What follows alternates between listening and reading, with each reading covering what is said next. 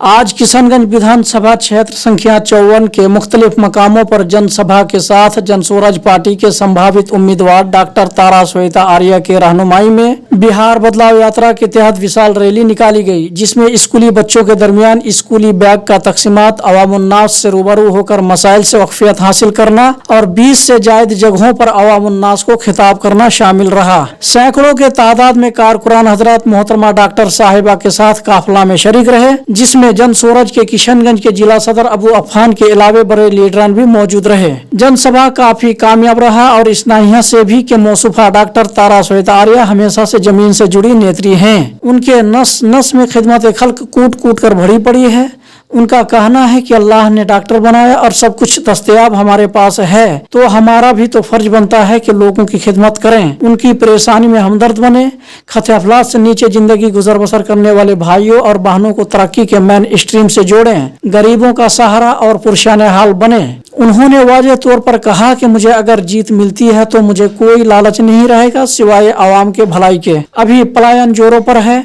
महंगाई बढ़ी हुई है, तालीम और सेहत अपनी जगह दम तोड़ रही है, सड़क पुल पुलिया जर्जर हालत में है।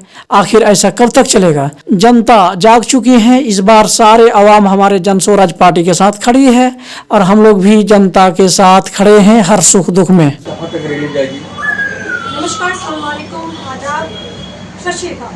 मैं डॉक्टर तारा श्वेता आर्या, किशनगंज की भावी प्रत्याशी। आज की जो बिहार बदलाव यात्रा है, ये हमारे प्रशांत किशोर जी जो हमारे सूत्रधार हैं पार्टी के जनसुराज के, उनके आवाज में ये बिहार बदलाव यात्रा वो हर जगह कर रहे हैं, तो हम भी आज किशनगंज में कर रहे हैं।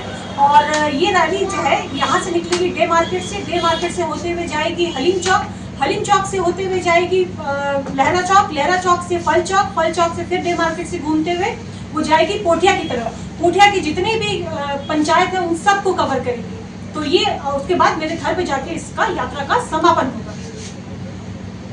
इस यात्रा का उद्देश्य क्या है मैडम? इस यात्रा का उद्देश्य ये है कि इस यात्रा में हम चाहते हैं कि 5 बिंदुओं पे जो सब जनसुराज काम कर रही है, बिहार को बदलाव यात्रा यानी कि बिहार को बदलना है। अब जो है पलायन को रोकना है। पहला 5 बिंदु समझ लीजिए जनसुराज का। पहला बिंदु पलायन को रोकना, दूसरा वृद्धा पेंशन को बढ़ाना जो कि 2000 रुपए पर वृद्धा को या विधवाओं को मिलेगा।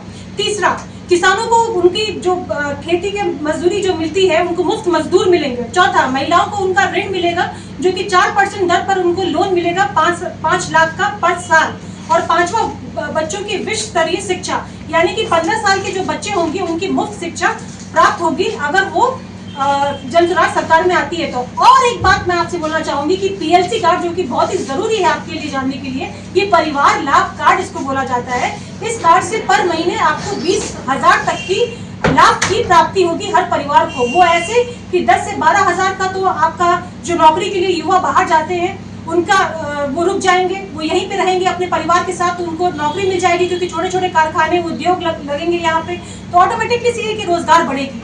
दूसरी बात कि 2000 तक के पेंशन मिलेगा तो 16,000 ऐसे हो गए, प्लस बच्चों की शिक्षा मुफ्त मिलेगी तो वैसे कुछ हो गए, तो और 4,000 की इस तरह से स्कीम है। तो मान के चलिए कि 20,000 की जो राशि है वो पर परिवार को बिहार में मिलेगी। और पीएलसी कार्ड बनना अभी से ही शुरू हो गया है जबकि अभी चुनाव भी नहीं हुए हैं। तो ये हमारी सबसे बड़ी जीत है और प्रशांत किशोर जी की ये सोच है इतनी बढ़िया कि उन्होंने अभी से ही गरीबों के लिए सोचा है और बिहार के विकास के लिए सोचा है। ये जनसुराज की गारंटी है कि वारंटी है कि सभी इसी तरह वादे करते हैं? नहीं, बिहार के पास पहले कभी कोई विकल्प नहीं रहा था, ना आरजेडी है, सिर्फ जेडीयू है। तो जो बीजेपी वाले हैं वो उनको देख करके दे देते हैं आरजेडी को और आरजेडी वाले मुंह देख करके दे देते हैं बीजेपी को वोट। तो अब ऐसा नहीं होगा। पहले विकल्प नहीं था बिहार में, पर अब विकल्प है और पहले से ही पीएलसी कार्ड इसीलिए बनाया जा रहा है। और पीएलसी कार्ड बनने का रजिस्ट्रेशन का आप देख सकते हैं कि कितने अच्छे से डेमोक्रेट बढ़ रहा है। उसी से पता चलता है कि पहले से ही पीएलसी कार्ड हम बनवा रहे हैं जो कि गारंटी है। लेकिन जिसका प्लान जिसके लिए आप कमिटमेंट कर रही हैं, लेकिन मौजूदा सरकार का कहना है कि हम तो करके दिखा रहे हैं। करके क्या दिखा रहे हैं वो? अभी तो आपके कांग्रेस के विधायक बोले कि 500 करोड़ का हम यहाँ पर काम कर दिए। क्या किए? 500 करोड़ का काम जरा बताइए तो हमको। कहीं से भी दिखता है? सड़क टूटा फूटा है यहाँ पर, एएमयू को फंड रिलीज नहीं हुआ है, बाढ़ कटाव नदी कटाव का वही हाल है, शिक्षा का वही हाल है, रोजगार वही हाल है, पलायन का लोग अभी भी बाहर भाग रहे हैं, लुधियाना, मुंबई, केरला, सब जगह पर रोजी रोटी कमाने के लिए 10,000 की नौकरी के लिए बाहर जाते, तो कहाँ से बिहार ठीक हुआ है? कुछ तो ठीक नहीं हुआ है। मौजूदा सरकार खाली बोलती है और उनके डर से, प्रशांत किशोर के डर से, उन्होंने जो वृद्धा पेंशन है और जो महिलाओं का पेंशन है और जो दीदियों की पेंशन है, आशा दीदियों की, उनको डबल की है। वृद्धा पेंशन कैसे 1100 हो गई? अभी तो 400 थी। 400 में तो सही बात बोले ना प्रशांत किशोर जी कि भिखारियों को भी बैठेंगे तो 400 से ज्यादा मिल जाता होगा।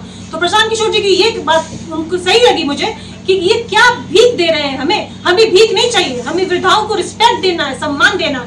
2000 की पेंशन होनी चाहिए और उनके डर से उन्होंने अभी नीतीश कुमार ने 1100 किया है। तो बताइए ये मौजूदा सरकार जो है जन सुराज से डर करके अपने फैसले ले रही है।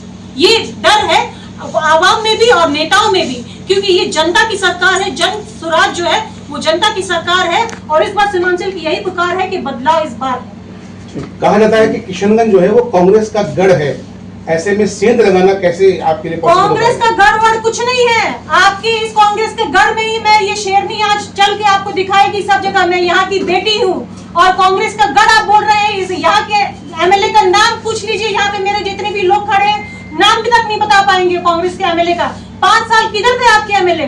किधर वो दिखे आपको? 5 साल फील्ड में दिखे, लेकिन जन स्वराज का नेता अगर होगा तो वो आपको 5 साल फील्ड में दिखेगा, जो कि जनता का नेता होगा। और जनता के डर से, जन स्वराज के डर से आज जो नेता है वो जाके लोगों के पांव में गिर रहे हैं कि उनको वोट मिले। तो सिर्फ वोट मांगने के लिए आप इलेक्शन के वक्त बाहर क्यों निकलते हैं? एमआईएम आपके लिए कितना चैलेंजिंग है मैडम? एमआईएम किस लिए चैलेंजिंग होगा? मेरे लिए कोई चैलेंजिंग नहीं है। मेरे लिए मेरा जनता सबसे प्यारा है और जनता मेरे लिए सबसे मायने रखती है। जनता का प्यार मुझे मिलेगा तो मुझे और कुछ नहीं चाहिए।